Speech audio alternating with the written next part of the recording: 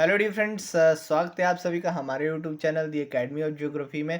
काफ़ी टाइम से कुछ दोस्त रिक्वेस्ट कर रहे थे कि सर CTPG 2025 के लिए मटेरियल प्रोवाइड करवाइए और हो सके तो कुछ वीडियो लेक्चर्स भी प्रोवाइड करवाइए। तो इसी रिक्वेस्ट को देखते हुए आज टीचर डे के इस उपलक्ष्य पे हमने डिसाइड किया है कि हम आपको कुछ मटेरियल भी प्रोवाइड करवाएंगे और साथ में कुछ वीडियो लेक्चर सीरीज़ भी शुरू करेंगे। तो आज हम क्लाइमेटोलॉजी से शुरू करने जा रहे हैं। ये हमारी पहली वीडियो रहेगी, पहली क्लास रहेगी। तो ये जो वीडियो है ये दोनों एस्पिरेंट्स के लिए इंपॉर्टेंट है, UGC नेट के हों चाहे आपके CUTPG 2025 के लिए हैं, उन दोनों के लिए ये इंपॉर्टेंट वीडियो है। तो आपको वीडियो कैसी लगी आप कमेंट करके ज़रूर बताइएगा और इस वीडियो को पूरे देखिएगा ताकि आपको जो कंसेप्ट आप आज हम इस क्लास में पढ़ाएंगे वो क्लियर हो सके। साथ में अगर इस PPT को आप चाहते हैं तो आप दी एकेडमी ऑफ ज्योग्राफी के चैनल को, टेलीग्राम चैनल को ज्वाइन करिए, वहाँ पे हम ये PPT आपको प्रोवाइड करवा देंगे। तो चलिए हम आगे बढ़ते हैं। देखिए, सबसे पहले आगे बढ़ने से पहले जिससे आप पढ़ रहे हैं उसके बारे में आपको ज़रूरी इन्फॉर्मेशन पता होनी चाहिए कि उनकी क्या क्वालिफिकेशन है और किस बेस पे हमें वो पढ़ा रहे हैं। तो मेरा नाम राकेश कुमार है, BSc मैथमेटिक्स हूँ, साथ में MSc ज्योग्राफी भी हूँ और UGC नेट विद JRF मेरा क्वालिफाइड है ज्योग्राफी में। पिछले 2 सालों से मैं स्टूडेंट्स को गाइड कर रहा हूँ जो डिफरेंट यूनिवर्सिटीज़ में एडमिशन लेना चाहते हैं, जैसे JNU DU में। और काफ़ी स्टूडेंट्स हमारे साथ रहे, उनका JNU में एडमिशन हुआ है, फिर उसके बाद DU में भी काफ़ी हैं, उसके बाद BHU और जामिया में भी हमारे स्टूडेंट्स यहाँ से ज्वाइन हुए हैं। ठीक है, टीचिंग मेरा पैशन है और इसी को मैं यहाँ पे पूरा कर रहा हूँ। तो टॉपिक पे आते हैं। सबसे पहले हमें देखना है कि सिलेबस क्या है। अगर इस सिलेबस की बात करें तो ये सिलेबस CUT या PG वालों के लिए है और ये सिलेबस जो है आपका UGC नेट के लिए। दोनों सिलेबस मोर और लेस सेम है, कुछ पॉइंट्स का फ़र्क है।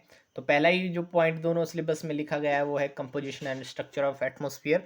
तो composition and structure of atmosphere से हम आज अपना शुरुआत क्लाइमेटोलॉजी की करते हैं। तो चलिए आगे बढ़ें। सबसे पहले स्ट्रक्चर एंड कंपोजिशन में हम देखेंगे कि व्हाट इज़ एटमॉस्फेयर, एटमॉस्फेयर क्या है और कंपोजिशन एंड स्ट्रक्चर में कोई डिफरेंस है या दोनों सेम चीज़ें हैं, क्योंकि इसमें काफ़ी बार बहुत ज़्यादा कन्फ्यूज़न होती है कि कंपोजिशन क्या और स्ट्रक्चर क्या। तो देखिए, ये आप देख पा रहे हैं, ये नीली हमारी धरती और ये उसके ऊपर आप एक गैसेस का एक एनवलप, जो एक चादर सी बिछी हुई पा रहे हैं, वो आपका एटमॉस्फेयर। तो what is atmosphere? Atmosphere is a multi layered gaseous envelope that the planet earth, right. एक ऐसा एनवलप जो मल्टी लेयर्ड है। इस वर्ड को आप ध्यान से देखिए, ये कोई सिंगल लेयर्ड नहीं है, ये मल्टी लेयर्ड है और अर्थ को एक रैप, जैसे आप एक गेंद ले लीजिए, गेंद को अगर आप चारों तरफ से क्या करेंगे, प्लास्टिक से रैप कर देंगे, तो जो प्लास्टिक का होगा उसको आप एक टाइप से क्या समझिए, आपका एटमॉस्फेयर, और जो आपकी गेंद उसको अर्थ समझिए। उसी तरह आप देख पाएंगे ये कुछ एक गैसेस का मल्टी लेयर्ड, कोई सिंगल लेयर नहीं, मल्टी लेयर्ड है। अगर मल्टी लेयर है तो हर लेयर की अपनी कैरेक्टरिस्टिक्स होगी और अगर कैरेक्टरिस्टिक्स हैं तो उन्हीं पे क्वेश्चन आते हैं और वही कैरेक्टरिस्टिक्स हमको ध्यान में रखनी है, राइट। सिंपल सी बात। सो सीधी सी बात है कि why we need atmosphere, atmosphere की ज़रूरत क्यों है। यहाँ पर मैंने 2 पॉइंट्स लिखे हुए हैं। बाकी क्या क्या हमें ज़रूरत है एटमॉस्फेयर की, क्या हमारे हेल्प करता है एटमॉस्फेयर, आप मुझे कमेंट करके ज़रूर बताएं। देखते हैं कौन कितने बता पाता है इसके बारे में, राइट। तो पहला तो ये है कि जो नेसेसरी गैसेस है, जैसे ऑक्सीजन हो गई, नाइट्रोजन हो गई, कार्बन डाइऑक्साइड हो गई, जो जीवन के लिए ज़रूरी है, पृथ्वी पर जीने योग्य इस पृथ्वी को बनाती हैं जो गैसेस, राइट, जो जीवन प्रदान करती हैं इस ग्रह को, वो गैसेस सारी कहाँ मिलेंगी हमें? एटमॉस्फेयर में। कहीं बाहर से, कहीं धरती के अंदर से तो आएंगी नहीं, राइट। तो वो सारी एटमॉस्फेयर में मिलेंगी, तो इसलिए एटमॉस्फेयर हमारे लिए इंपॉर्टेंट है। फिल्टर हजार्डस UV रेडिएशन, कुछ रेडिएशन ऐसी भी होंगी सूर्य से जो हमारे लिए अच्छी नहीं होंगी, हमारी स्किन के लिए अच्छी नहीं होंगी, तो उन स्किन को भी क्या कर देता है एटमॉस्फेयर, रोक देता है कि भाई रुक जाओ, नीचे आदमी रह रहे हैं, इनको जीने दो, ठीक। तो वो भी काम होता है इसका। और भी बहुत सारे काम हैं, जैसे यहीं पे एयर चलती है, यहीं पे वेदर फिनोमिना होते हैं, यहीं से हमें बारिश के रूप में पानी मिलता है, राइट। तो बहुत सारे काम हैं, आप जल्दी से कमेंट करिए, बताइए कि क्या क्या और काम हो सकते हैं एटमॉस्फेयर के, राइट। उसके बाद हम आते हैं कि what is the difference between structure and composition. क्या कंपोजिशन और स्ट्रक्चर दोनों को जैसे हैं? नहीं, बिल्कुल नहीं है। स्ट्रक्चर का मतलब होता है कि फिजिकल सेंस में हम देखते हैं कि उसकी बनावट कैसी है, कैसा वो दिखता है, ठीक। जैसे आपकी स्ट्रक्चर, इंसान का स्ट्रक्चर कैसा होता है, 2 कान हैं, 2 आँखें हैं, 1 नाक है, 2 टाँगें हैं, ठीक है, 2 हाथ हैं, ये हमारा स्ट्रक्चर है। लेकिन जब हम कंपोजिशन की बात करें तो हम केमिकली किस तरह से बने हुए हैं, हमारे अंदर किन चीज़ों का मिश्रण है, दैट इज़ आवर कंपोजिशन। तो उसी तरह स्ट्रक्चर की बनावट कैसी है और कंपोजिशन की किन चीज़ों के मिश्रण से एटमॉस्फेयर बनता है, राइट? तो इसमें कन्फ्यूज़ नहीं होना है, ये दोनों चीज़ें अलग हैं।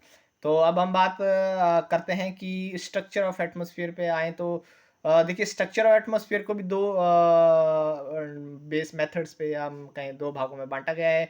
किस बेस पे बाँटा गया है? पहला बाँटा गया है एक टेम्परेचर के आधार पे कि ठीक है, मान लिया ये मल्टी लेयर्ड है, इसमें अलग-अलग लेयर्स हैं, तो उन लेयर्स में क्या कैरेक्टरिस्टिक्स हैं थर्मल, मतलब टेम्परेचर के क्या कैरेक्टरिस्टिक्स हैं? क्या टेम्परेचर कम है, क्या ज़्यादा है? उस बेस पे जो है पूरे एटमॉस्फेयर को अलग-अलग लेयर्स में बाँटा गया है। और दूसरा एक जो होता है वो केमिकल कैरेक्टरिस्टिक्स हैं, ठीक है भाई, किन-किन चीज़ों से बना है, कौन-सी गैसें कहाँ पे हैं, राइट? उस बेस पे हम वन बाय वन देखते हैं। पहले हम टेम्परेचर के बेस पे अगर देखें तो टेम्परेचर के बेस में एटमॉस्फेयर को अलग-अलग इसमें बाँटा गया है, जैसे troposphere, stratosphere, mesosphere, thermosphere, exosphere, right? इसमें बाँटा गया है और ये है थर्मल या टेम्परेचर बेस्ड, राइट? तो बेसिक इन्फॉर्मेशन थोड़ी-सी एटमॉस्फेयर के बारे में, ये 16 से 29,000 किलोमीटर के बीच में, और जो 50% एटमॉस्फेयर है आपका वो आपको 6 किलोमीटर के आसपास तक मिल जाएगा, और जो 97% एटमॉस्फेयर आपको 29 किलोमीटर तक मिल जाएगा। बोलने का मतलब है कि 97% हिस्सा एटमॉस्फेयर का 29 किलोमीटर तक ही है। उसके बाद एटमॉस्फेयर का बहुत ही कम हिस्सा आपको देखने को मिले। हालाँकि 29,000 किलोमीटर तक हाइट है, लेकिन मैक्सिमम एटमॉस्फेयर हमारे अर्थ के आसपास ही है, राइट? 29 किलोमीटर तक। तो ये एक कुछ बेसिक इन्फॉर्मेशन थी। अब हम लेयर्स पे वन बाय वन आते हैं। सबसे पहले जो लेयर है हमारी वो है ट्रोपोस्फियर। धरती से मतलब एटमॉस्फेयर की तरफ जाते हुए जो सबसे पहले लेयर आती है वो ट्रोपोस्फियर होती है। ट्रोपो का मतलब होता है ज़ोन ऑफ मिक्सिंग। ध्यान रखिएगा, ट्रोपो वर्ड का जो शाब्दिक अर्थ हम निकालें तो उसका मतलब है ज़ोन ऑफ मिक्सिंग। अब मिक्सिंग किसकी? क्योंकि ये अर्थ के सबसे नज़दीक है, तो हर जो भी अर्थ से चाहे इवेपोरेट होके कोई वाटर जा रहा है धुएँ के रूप में, कोई एयरोसॉल जा रहे हैं, कोई पॉल्यूटेंट्स जा रहे हैं, सारे कहाँ पे जाके मिक्स हो रहे हैं? सब जाके इस ट्रोपोस्फियर में जाके मिक्स हो रहे हैं। जब इस ट्रोपोस्फियर में ये सारे मिक्स हो रहे हैं, तो उस वजह से इसको हम कहते हैं ज़ोन ऑफ मिक्सिंग, राइट? अब इसकी अगर हम हाइट देखें तो इसको हम क्या करेंगे, 16 किलोमीटर इक्वेटर के ऊपर 16 किलोमीटर है, और 6 किलोमीटर ये पोल्स के ऊपर है। इस तरह से इसकी जो एवरेज हाइट हम एक मान के चलें वो 13 किलोमीटर के आसपास बैठती है। तो इस पे क्वेश्चन कई बार बनता है, थोड़ा ध्यान रखिएगा, राइट? दोनों को ध्यान रखिएगा कि इक्वेटर पे कितनी और पोल पे कितनी, राइट? तो इसका सीधा सा सिंपल सा मीनिंग, जैसे अर्थ जो है वो गोल है तो थोड़ा अपने एक्सिस पे झुकी भी है। झुकी होने के कारण इक्वेटर एक तो पहले ही हमारा चपटा बाहर की ओर फैला हुआ है, तो उस वजह से क्या होता है कि इक्वेटर के ऊपर ये थोड़ा हाइट इसकी ज़्यादा रहती है, जबकि पोल्स के ऊपर ये हाइट इसकी कम होती है, राइट? मैंने जैसे बताया रीजन ऑफ मिक्सिंग है, टर्बुलेंट जोन है। टर्बुलेंट जोन का मतलब है कि हर फिनोमेना यहीं पे हो रहा है, यहाँ पे बहुत ज़्यादा गैसेस हैं, मैक्सिमम गैसेस हैं, तो एकदम जैसे मिक्सिंग हो रही है। मिक्सिंग होने से जो एटमॉस्फेयर, जो ट्रोपोस्फियर है, वो 1 सेकंड के लिए भी नहीं रुकता है। 1 सेकंड के लिए रुकना भी पॉसिबल नहीं है। इतनी ज़्यादा टर्बुलेंस, इतनी ज़्यादा अशांति इस ज़ोन में हमेशा बनी रहती है, क्योंकि कहीं बादल फॉर्म हो रहे हैं, कहीं जेट स्ट्रीम्स चल रही हैं, कहीं कुछ हो रहा है, कहीं कुछ हो रहा है, तो मतलब एक टाइप से बहुत ज़्यादा टर्बुलेंस इस ज़ोन में रहती है। जब टर्बुलेंस है तो यहाँ पे वेदर फिनोमेना अक्कर होते हैं, फॉग बनता है, क्लाउड्स बनते हैं, प्रेसिपिटेशन होती है, राइट? स्नोफॉल इसी में फॉर्म होता है। सब कुछ चीज़ें वेदर रिलेटेड फिनोमेना इसी में होते हैं, तो ध्यान रखिए क्वेश्चन इस पे पूछा जाता है। उसके बाद अगर हम पूरे एटमॉस्फेयर में जितनी भी गैसेस हैं, पूरे एटमॉस्फेयर में 29,000 किलोमीटर तक जितनी भी गैसेस हैं, 29,000 किलोमीटर हमने इसकी बाउंड्री मानी है, तो 29,000 किलोमीटर की जितनी भी गैसेस हैं, उन गैसेस में जो 75% गैसेस हैं वो, या जो गैसेस का जो 75% मास है, वो आपको इस जोन में ही देखने को मिलता है। किस जोन में? ट्रोपोस्फियर में। बोलने का मतलब है कि जितनी भी गैसेस हैं उन सब का मास का अगर हम 75% देख लें तो वो 75% ट्रोपोस्फियर में मिलता है, जिसकी वजह से यहाँ पे लाइफ क्या है, इस स्फीयर की वजह से लाइफ संभव हो पाती है। क्यों संभव हो पाती है? क्योंकि सांस लेने के लिए मैक्सिमम गैसेस यहाँ पे हैं। नाइट्रोजन जो हमारे बॉडी के लिए एक बहुत इंपॉर्टेंट फिनोमेना है, 78% नाइट्रोजन, मैक्सिमम नाइट्रोजन इसी स्फीयर में है। उस वजह से जो भी जीवन जीने योग्य जरूरी चीज़ें सारी इस ट्रोपोस्फियर में पाई जाती हैं, और इसीलिए इसको ये बायोस्फीरिक इकोसिस्टम को मेंटेन करता है। मैक्सिमम वाटर वेपर यहीं पे हैं, एरोसॉल यहीं पे हैं, पॉल्यूटेंट्स यहीं पे हैं। पृथ्वी के सबसे साथ लगता ही है, जो भी इवेपोरेशन होगी सारी इसी में जाएगी, जो भी पॉल्यूटेंट, जो भी एरोसॉल निकलेंगे सारे इसी में जाके घुल जाएंगे। तो मैक्सिमम चीज़ें यहीं पे मिलती हैं। इस लेयर को 2 हिस्सों में बाँटा गया है। एक लेयर को हमने फ्रिक्शन लेयर के नाम से जाना, जो 1 से 3 किलोमीटर के बीच में होती है, और इस लेयर को फ्रिक्शन लेयर क्यों बोला, क्योंकि ये 1 से 3 किलोमीटर के बिल्कुल अर्थ के पास ही है, तो उससे जो ऊँचे पहाड़, प्लेट्यूज़ होते हैं, उनसे एयर टकराती है, फ्रिक्शन करती है, तो उसको फ्रिक्शन लेयर कहा गया, राइट। और यहाँ पे विंड वेलोसिटी और डायरेक्शन का को बहुत ज़्यादा ये इन्फ्लुएंस करती है। जो इन्वर्जन ऑफ टेम्परेचर होता है वो भी इसी लेयर में होता है। इन्वर्जन ऑफ टेम्परेचर क्या है, हम बाद में एक अलग वीडियो में डिस्कस करेंगे। अभी आप जस्ट इतना ध्यान रखिए कि जो इन्वर्जन ऑफ टेम्परेचर की प्रक्रिया है वो भी इसी लेयर में देखने को मिलती है। फिर एक फिनोमेना यहाँ पे जो सबसे ज़बरदस्त फिनोमेना इसमें देखने को मिलता है वो है टेम्परेचर का घटना। जैसे ही हम अर्थ मीन सी लेवल से ऊपर की ओर निकलते हैं ट्रोपोस्फियर में, तो टेम्परेचर घटना शुरू हो जाता है, और उस टेम्परेचर घटने को कहा जाता है नॉर्मल लैप्स रेट, राइट। और ये कितना होता है, ये होता है 6.5 डिग्री सेल्सियस पर किलोमीटर। तो क्या होगा कि मान लीजिए मीन सी लेवल पे हम 30 डिग्री सेल्सियस टेम्परेचर पे हैं, तो जैसे ही हम 1 किलोमीटर ऊपर जाएंगे तो टेम्परेचर हमारे पास कितना बचेगा, 23.5, क्योंकि 6.5 किलोमीटर क्या हो जाएगा, पर किलोमीटर घटेगा, तो उसको हमने बोलते हैं नॉर्मल लैप्स रेट, और इस लेयर में वो देखने को मिलता है। Height change equator to poles and season to season, कहने का मतलब है कि इक्वेटर पे इसकी हाइट कुछ और होती है, पोल्स के ऊपर ट्रोपोस्फियर की हाइट कुछ और होती है। सीजन टू सीजन भी वेरी करती है। एक सीजन विंटर का सीजन है, वहाँ पे ट्रोपोस्फियर की हाइट घट जाती है, क्योंकि हैवी लेयर्स हो जाती हैं सारी, तो वो सिंक कर जाती हैं, राइट। तो उसकी वजह से हाइट इसकी डाउन हो जाती है। वहीं दूसरी ओर समर में कन्वेक्टिव ज़्यादा हवाएं हल्की होंगी, ऊपर ज़्यादा उठने की कोशिश करेंगी, तो हाइट उसकी क्या हो जाएगी, इंक्रीज हो जाएंगी। तो that is the all about troposphere. इसके बाद जहाँ पे ट्रोपोस्फियर खत्म होता है, उस रीजन से स्टार्ट होता है हमारे पास ट्रोपोपॉज। और ट्रोपोपॉज ऐसा जोन है, ट्रोपोपॉज का मतलब है कि जो भी फिनोमेना आपके ट्रोपोस्फियर में हो रहे थे वो उन सब पे ऊपर पॉज लग जाता है, एक स्टॉप लग जाता है, तो इसको कहते हैं हम ट्रोपोपॉज, मिक्सिंग स्टॉप। यहाँ पे मिक्सिंग स्टॉप हो जाती है।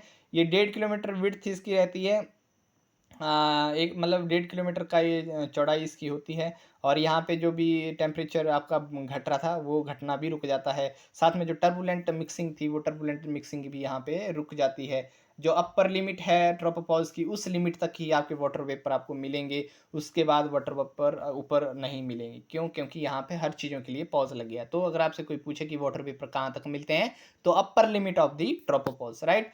अगर वही मैंने जैसे ट्रोपोस्फियर में बोला था, ये स्पेशली और टेम्पोरली चेंज होता है, मतलब स्पेस टू स्पेस। जैसे पोल के ऊपर इसकी हाइट अलग है और इसकी इक्वेटर के ऊपर अलग है, उसी तरह जो मतलब सीजन टू सीजन इसकी हाइट वेरी करती है। सेम जो फिनोमेना आपने इस ट्रोपोस्फियर में देखा था। Temperature at equator is relatively low then poles, ये बहुत इंपॉर्टेंट चीज़ है। इस चीज़ को आप ध्यान से समझिएगा, राइट। क्यों समझिएगा? क्योंकि ये कन्फ्यूज़न करती है, क्योंकि क्वेश्चन आएगा, ठीक है। ये बोलते हैं एक हमारे पास पोल है, ठीक, और एक हमारे पास इक्वेटर है। तो जो इक्वेटर के ऊपर जो टेम्परेचर होगा ट्रोपोस्फियर का, हम सॉरी ट्रोपोपॉज का, हम ट्रोपोपॉज की बात करें, तो जो इक्वेटर के ऊपर टेम्परेचर होगा वो टेम्परेचर कम होगा एज कम्पेरेटिव जो पोल के ऊपर टेम्परेचर होगा ट्रोपोपॉज का। ऐसा क्यों? पोल तो ठंडे होते हैं, तो पोल के ऊपर ज़्यादा होना चाहिए था, लेकिन इक्वेटर के ऊपर टेम्परेचर कम क्यों है? क्योंकि इक्वेटर की जो हाइट है वो हम यहाँ पे देख पा रहे हैं 17 किलोमीटर है, राइट। 17 किलोमीटर ऊपर जाके ट्रोपोपॉज है, जबकि पोल के ऊपर सिर्फ वो कितना है, 9 to 10 किलोमीटर। तो जब हम नॉर्मल लैप्स रेट 6.5 किलोमीटर पर किलोमीटर से देखेंगे, तो 17 किलोमीटर तक जाते जाते टेम्परेचर बहुत ज़्यादा घट जाएगा, जबकि 9 किलोमीटर तक आते आते टेम्परेचर थोड़ा उतना नहीं घट पाएगा, क्योंकि हमने पता है कि यहाँ पे जो टेम्परेचर है वो 6.5 पर किलोमीटर के हिसाब से घटता है। तो ये इसका मेन रीज़न था। होप सो आपको क्लियर हुआ होगा। आगे देखें तो जो ये हमारा ट्रोपोपॉज है उसको डिस्टर्ब करती हैं जेट स्ट्रीम। जेट स्ट्रीम आपको पता है कि एक ईयर्स होती हैं जो अपर ट्रोपोपॉज में चलती हैं, राइट। तो वो भी इनको क्या करती हैं, डिस्टर्ब करती हैं। आगे चलें, स्ट्रेटोस्फियर दूसरी लेयर है। दूसरी लेयर इसकी एवरेज हाइट 25 से 30 किलोमीटर आपको मिड लैटिट्यूड में देखने को मिलती है। अपर लिमिट 50 किलोमीटर तक इसकी खींची जाती है। उसके बाद टेम्परेचर इस लेयर में, जो टेम्परेचर पहले हमारे ट्रोपोपॉज में क्या हो रहा था, जो टेम्परेचर ट्रोपोपॉज में घट रहा था, वो टेम्परेचर अब धीरे धीरे क्या करना लग जाएगा, दोबारा से बढ़ना स्टार्ट हो जाएगा। तो जैसे टेम्परेचर यहाँ पे बढ़ना स्टार्ट होगा, तो ये टेम्परेचर आते आते 0 डिग्री सेल्सियस हो जाएगा 50 किलोमीटर पर। जो टेम्परेचर पहले ट्रोपोपॉज में या ट्रोपोस्फियर में माइनस में चल रहा था, वो बढ़ते बढ़ते धीरे 0 डिग्री सेल्सियस पे आ जाता है 50 किलोमीटर की एल्टीट्यूड पे, राइट। क्योंकि ये टेम्परेचर इस लेयर में आपसे पूछ सकते हैं कि स्ट्रेटोस्फीयर में टेम्परेचर क्यों बढ़ता है। तो इसका मेन सा रीज़न है कि यहाँ पे आपकी जो ओजोन लेयर है वो पाई जाती है। ओजोन लेयर यूवी रेज़ को क्या करती हैं, एब्जॉर्ब कर लेती हैं। एब्जॉर्प्शन की वजह से उनको हीट मिलती है और आसपास की एयर गर्म होके फिर टेम्परेचर को बढ़ा देती है, राइट। तो दूसरी अपर लिमिट जो है स्ट्रेटोस्फीयर की, नो वेदर फिनोमेना, यहाँ पे कोई वेदर फिनोमेना आपको नहीं देखने को मिलेगा जो अपर लिमिट है स्ट्रेटोस्फीयर की, राइट। या पूरी स्ट्रेटोस्फीयर में, ओके। तो इसमें एक ओजोन लेयर जो देखने को मिलती है, तो ओजोन लेयर के बारे में कुछ जान लेते हैं कि इस ओजोन लेयर के बारे में क्वेश्चन पूछा जाता है। तो ये 15 से 35 किलोमीटर के बीच में पाई जाती है। मैक्सिमम जो कंसंट्रेशन होती है वो 15 से 35 किलोमीटर के आसपास पाई जाती है, लेकिन जो लिमिट है वो कई बार आपको 55 किलोमीटर के ऊपर भी आपको ओजोन देखने को मिल जाती है, दैट इज़ कुछ कम कंसंट्रेशन में, राइट। तो ये था, और ये एक प्रोटेक्टिव लेयर है जो हमें यूवी रेज से बचाती है और जीवन को संभव करती है। साथ में सीएफसी जो है इसको डिस्ट्रॉय कर रही है, क्लोरोफ्लोरोकार्बन। वो क्या होती है, कैसे डिस्ट्रॉय कर रही है, वो एनवायरनमेंट की क्लास में देखेंगे, राइट। तीसरा आता है मिजोस्फीयर। मिजोस्फीयर थर्ड लेयर है और ये 50 से 80 किलोमीटर के बीच में पाई जाती है।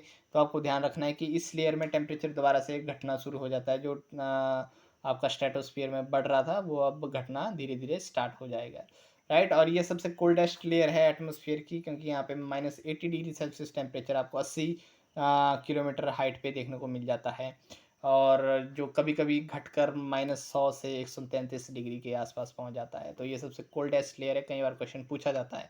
टेम्परेचर स्टार्ट राइजिंग आफ्टर मीजोपॉज, जैसे ही मीजोपॉज इसका इस मीजोस्फीयर के बाद एक मीजोपॉज आएगा, तो मीजोपॉज के बाद दोबारा से टेम्परेचर जो है वो क्या हो जाएगा, घटना शुरू सॉरी बढ़ना शुरू हो जाएगा, ठीक।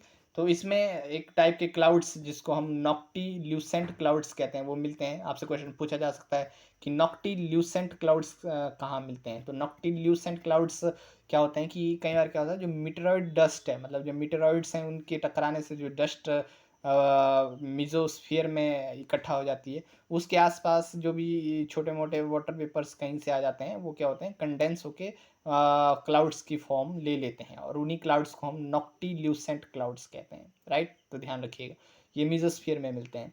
वेरी लो प्रेशर, इस स्फीयर में बहुत कम प्रेशर होता है, 1 मिली बार होता है 50 किलोमीटर पे, और 90 किलोमीटर पे आपको अराउंड 0.01 मिली बार देखने को मिलता है। तो ये मिजोस्फीयर के बारे में कुछ जानकारी थी। आगे थर्मोस्फियर की बात करें तो थर्मोस्फियर एक और इम्पॉर्टेंट लेयर है जो यहाँ पे टेम्परेचर दोबारा बढ़ना स्टार्ट हो जाता है। ये लेयर हमारे कम्युनिकेशन के लिए ज़्यादा इंपॉर्टेंट है। दो भागों में इसको बांटा गया है, जिसमें एक आइनोस्फीयर है और दूसरा एक्सोस्फीयर। तो जो एक्सोस्फीयर है वो हमारे टेलीकम्युनिकेशन के लिए ज़रूरी है, क्योंकि जो रेडियो वेव्स होती हैं वो सारी रेडियो वेव्स टकरा के वापस अर्थ पे इसी लेयर से आती हैं, राइट। तो ये 80 से 640 किलोमीटर के पास मिलती है, और ये आयनोस्फीयर भी अलग अलग लेयर्स में है, आयंस के रूप में अलग अलग लेयर्स में ये बंटा हुआ है, राइट। तो कौन कौन सी लेयर हैं, डी लेयर, हालांकि ये जो DEFG लेयर्स हैं वैसे CUTPG वालों के लिए उतनी इंपॉर्टेंट नहीं है, लेकिन जो नेट वाले एस्पिरेंट्स हैं उनके लिए इंपॉर्टेंट है, इस बार नेट में ये पूछी गई थी। तो डी लेयर, उसके बाद ई लेयर, फिर उसके बाद एफ लेयर, फिर जी लेयर। तो डी लेयर आपको 80 से 99 किलोमीटर के बीच में मिलेगी, ई लेयर आपको 99 टू 130 किलोमीटर के बीच में मिलेगी, और ई लेयर को ही कैनाली हैवीसाइड लेयर कहा जाता है। और इसी ई लेयर में एक और लेयर आपको देखने को मिलती है जिसका नाम है E2 लेयर। E2 लेयर आपको 150 किलोमीटर के आसपास देखने को मिलती है। जस्ट आपको हाइट इनकी थोड़ा ध्यान में रखनी है। एफ लेयर उसके बाद आती है 150 से 380 किलोमीटर के बीच में, और इन F1 और F2 लेयर्स को मिला के हम प्लेटन लेयर कहते हैं। ये जो नाम यहाँ पे मैंने रेड में लिखे हुए हैं इनको आप थोड़ा ध्यान रखिए, क्वेश्चन इन पे बनने के ज़्यादा आसार हैं कि किस लेयर को क्या कहा जाता है, राइट। फिर जी लेयर आती है, और जो जी लेयर आपकी 400 किलोमीटर से ऊपर देखने को मिलती है, राइट। तो ये था आपका आइनोस्फियर। उसके बाद आता है एक्सोस्फियर। एक्सोस्फियर जो है अपर मोस्ट लेयर है एटमोस्फियर की, उसके ऊपर फिर आपका स्पेस स्टार्ट हो जाता है और एटमोस्फियर खत्म हो जाता है, राइट। बियॉन्ड 640 किलोमीटर आपका एक्सोस्फियर स्टार्ट होता है। अभी इस एक्सोस्फियर के बारे में उतनी नॉलेज हमारे पास नहीं है, बहुत कम जान पाए हैं। अगर इसकी जो अपर मोस्ट बाउंड्री है उस अपर मोस्ट बाउंड्री के ऊपर हम टेम्परेचर देखें तो जो टेम्परेचर है वो 5568 सेंटीग्रेड मिलता है, राइट। तो ये 4 लेयर्स थी जिनको टेम्परेचर के बेस पे बांटा गया है। अब स्ट्रक्चर को हम देखते हैं केमिकल करेक्टरिस्टिक्स के आधार पर। ये पहले टेम्परेचर के आधार पे थी, अब केमिकल स्ट्रक्चर के आधार पे। तो केमिकल स्ट्रक्चर के आधार पे स्ट्रक्चर एटमॉस्फेयर को दो भागों में बांटा गया है, एक होमोस्फियर और एक बांटा गया है आपका हीट्रोस्फियर। तो कई बार क्वेश्चन पूछा जाता है कि होमोस्फियर को होमोस्फियर क्यों कहा जाता है और हीट्रोस्फियर को हीट्रोस्फियर क्यों कहा जाता है। होमोस्फियर को इसलिए होमोस्फियर कहा जाता है because the proportion of the gases remain almost uniform. कहने का मतलब है कि जो प्रोपोर्शन ऑफ गैसेज है ना वो ऑलमोस्ट सेम रहेंगी, उनमें चेंज नहीं आएगा। फॉर एग्जाम्पल अगर नाइट्रोजन आपकी 78% है तो वो ऑलमोस्ट उतनी ही बनी रहती है।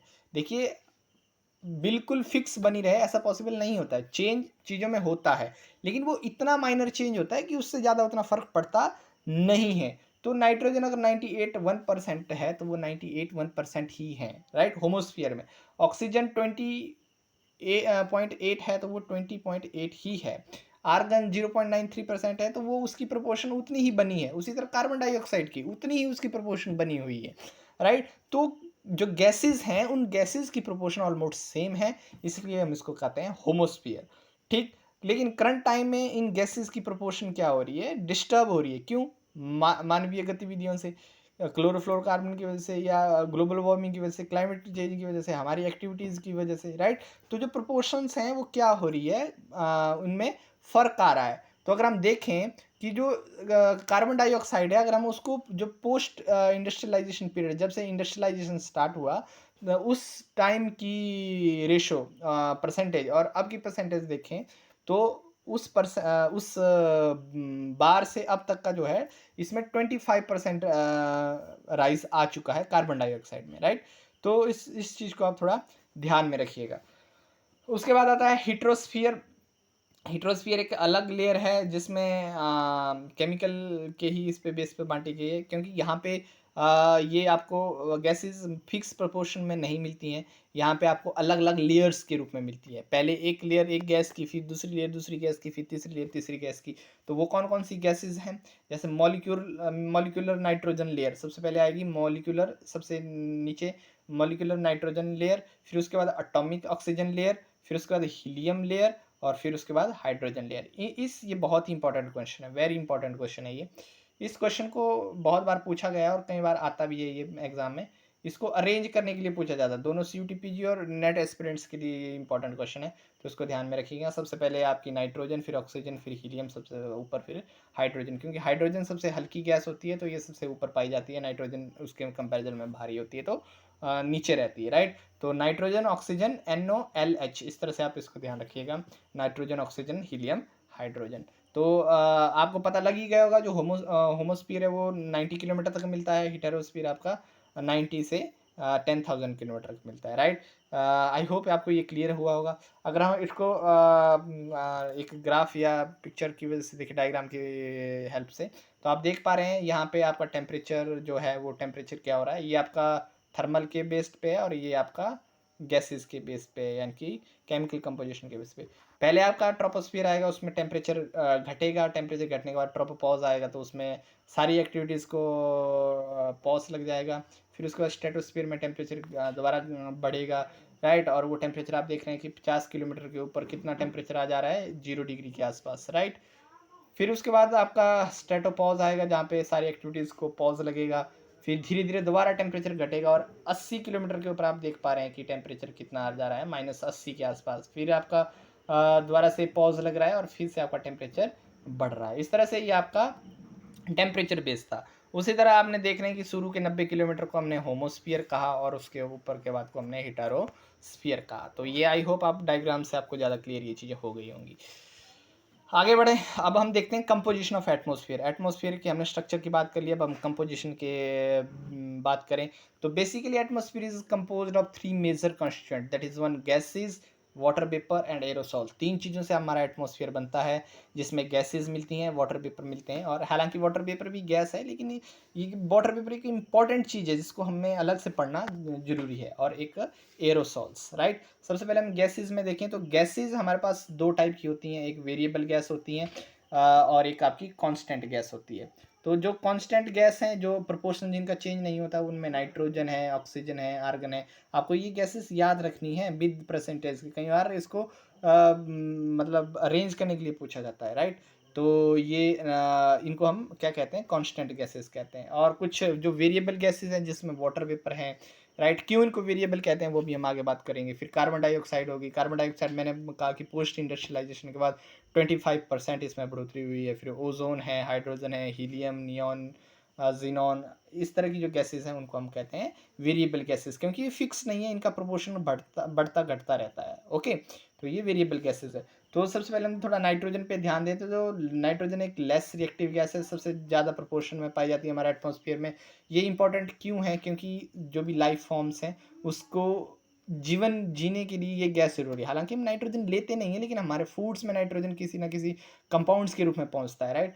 क्योंकि नाइट्रोजन से हमारा क्या बनता है, नाइट्रोजन से हमारा बनता है एमिनो एसिड्स, और एमिनो एसिड्स से क्या बनती है, प्रोटीन, और प्रोटीन हमारे शरीर के लिए जरूरी है। तो ये डायरेक्ट हम नहीं लेते, इनडायरेक्टली कुछ जीव होते हैं जो नाइट्रोजन को हमारे यूजुअल कंपाउंड्स में बदल के देते हैं, जिसको हम नाइट्रोजन फिक्सेशन कहते हैं। जब हम नाइट्रोजन साइकिल पढ़ेंगे तो उसमें ये चीज़ क्लियर हो जाएगी। ऑक्सीजन उसके बाद आता है। ऑक्सीजन एक बहुत ही केमिकली रिएक्टिव एलिमेंट है, जो मेजॉरिटी ऑफ द एलिमेंट्स के साथ जो बायोस्फीयर में उनके साथ क्या कर जाता है, रिएक्ट कर जाता है। मॉलिक्यूलर ऑक्सीजन जो मैक्सिमम जो हमारे यूज़ की है वो 60 किलोमीटर तक पाई जाती है। उसके बाद भी अलग से ऑक्सीजन होती है, लेकिन वो हमारे डायरेक्ट यूज़ की नहीं होती है। It is consumed in respiration by animal including man and burning of would. अगर हमें लकड़ी भी जलानी है तो भी ऑक्सीजन की जरूरत है, अगर हमें सांस भी लेनी है तो भी ऑक्सीजन की जरूरत है। तो थोड़ा इस चीज़ को ध्यान रखिए, क्वेश्चन बनते हैं। उसके बाद एक इंपॉर्टेंट जो गैस है वो है ओजोन। ओजोन का जो केमिकल फॉर्मूला है आपको पता ही है, O3 है। और ये ऑक्सीजन के 3 आइसोटोप जब मिलते हैं तो आपका आइसो मतलब क्या होता है, ओजोन का निर्माण होता है। तो ओजोन एक फेंटली ब्लू इरिटेटिंग गैस होती है, जो पंजेंट, एक बेकार सा जिसकी स्मेल रहती है। ओके, तो ये इसका फॉर्मेशन होना भी इजी है, और इसकी टूटना भी बहुत इजी है। बहुत इजीली बन जाती है और बहुत इजीली टूट भी जाती है ओजोन गैस, राइट। इसको आप ध्यान रखना। It may be pointed out that the ozone is present almost at all altitudes in the atmosphere, but the bulk of the concentration is present in layer from 10 to 50 kilometre in the atmosphere. ठीक है, हालांकि आपको ozone हर जगह मिल जाएगी, लेकिन जो bulk, जो maximum आपको मिलेगी वो मैंने पहले ही बताया था, 15 से 35 के बीच में, या कई बार 10 से 50 किलोमीटर के बीच में आपको एटमोसफियर में मिलेगी। ठीक है, यहाँ जो लिखा हुआ है 12 से 35 किलोमीटर में इसकी जो कंसनट्रेशन होती है सबसे ज़्यादा होती है। ये इंपॉर्टेंट है एटमोसफियरिक ओजोन हमारे लिए, क्योंकि atmosphere over tropical areas, right. तो देखिए यहाँ पे क्या चीज़ लिखी हुई है कि it is important to note that the most of the atmospheric ozone is formed in the atmosphere over tropical areas from where some ozone is transported by atmosphere circulation to the polar areas up in the atmosphere. Maximum, ये question ध्यान रखना, कई बार statement based question ऐसे बनते हैं कि जो maximum ozone है वो इक्वेटोरियल रीजन में बनती है और फिर पोल्स की ओर ट्रांसपोर्ट होती है, राइट। ओजोन का जो प्रेजेंस है हमारे एटमोसफेयर में बहुत क्रूशियल है, क्योंकि हमें क्या करती है, प्लांट्स को हमें जीवन प्रदान करती है, यूवी रेडिएशन से बचाती है, राइट। साथ में जो इनकमिंग सोलर रेडिएशन है और जो आउटगोइंग सोलर रेडिएशन है उसको रोकती है। इनकमिंग को तो आने देती है, लेकिन आउटगोइंग को जाने देती है। उसकी वजह से ये एटमोसफियर को गर्म करने में या ग्रीन हाउस गैस के रूप में भी वर्क करती है ओजोन, राइट। उसके बाद हम दूसरा जो कंस्टिट्यूएंट्स हैं हमारे एटमोसफेयर का, वो एरोसोल है। और एरोसोल होते क्या हैं, suspended particulate matter in the atmosphere including solid particles of the varying sizes and liquid droplets are collectively called as aerosols, with including the dust particle from volcanic eruption, exposed soil cover, desert rock sets। मतलब जो भी छोटे मोटे कण, चाहे वो volcano से निकल रहे हैं, चाहे वो हमारे एग्रीकल्चरल फील्ड से जा रहे हैं, चाहे वो धुआं के रूप में ऊपर उठ रहे हैं, राइट। जो भी छोटे मोटे पार्टिकल्स, पॉल्यूटेंट्स जो भी मौजूद हैं वो सारे एयरसोल की कैटेगरी में आते हैं। The concentration of particulate matter decreases with increasing height of atmosphere। जैसे ही एटमोसफियर की हाइट बढ़ेगी तो इनकी कंसंट्रेशन घटती जाए। तो इसका बोलने का यही मतलब हुआ कि मैक्सिमम एरोसोल आपके कहाँ मिलेंगे, ट्रोपोस्फियर में, राइट। तो aerosols are concentrated mostly in the lower atmosphere, while upper atmosphere receives particulate matter from the disintegration of meteors resulting into meteor dust, right। तो ऐसा नहीं कि सिर्फ ये ट्रोपोस्फियर में ही मिलते हैं। ट्रोपोस्फियर में जो एरोसोल आते हैं वो कहाँ से आते हैं, अर्थ से, राइट। जो अर्थ पे जितनी भी एक्टिविटीज होती हैं उनकी वजह से। लेकिन जो अपर एटमोसफियर में जो डस्ट पार्टिकल्स या जो एरोसोल्स आ रहे हैं वो कहाँ से आ रहे हैं, वो मीटेरोइड, जो मीटेरोइड की डस्ट है उसके रूप में आ रहे हैं, राइट। तो ये कुछ चीज़ें थी। उसके बाद आता है वाटर वेपर। वाटर वेपर एक इम्पॉर्टेंट वेरिएबल गैस है। एक्चुअली वाटर वेपर है क्या कि gaseous form of the water, वही वाटर वेपर कहलाते हैं, राइट। तो ये इंपॉर्टेंट है क्योंकि ये बहुत most variable gas in the atmosphere है। तो इस चीज़ का आप ध्यान रखना, बहुत बार ये क्वेश्चन पूछा गया है कि which one of the following is the most important most variable gas in the atmosphere, तो वो वाटर वेपर है, क्योंकि वाटर वेपर भी गैस ही है एक टाइप से। क्योंकि क्यों ये वेरिएबल है, देखिए यहाँ पे 0.02% by volume in dry cool area over poles and 5% over moist tropical area. बोलने का मतलब है कि ये जो है बाई वॉल्यूम 0.02% ओनली कहाँ पाए जाते हैं, पोल्स पे, और 5% कहाँ पाए जाते हैं, ट्रॉपिकल एयर में। तो आप देख सकते हैं कि कितना रेंज है, कितना डिफरेंस है दोनों में, राइट। तो इस चीज़ को आप ध्यान रखिएगा। मोस्ट वेरिएबल गैस है। Content of vapour decreases with altitude, जैसे जैसे हम ऊपर बढ़ेंगे तो वाटर वेपर घटेगा।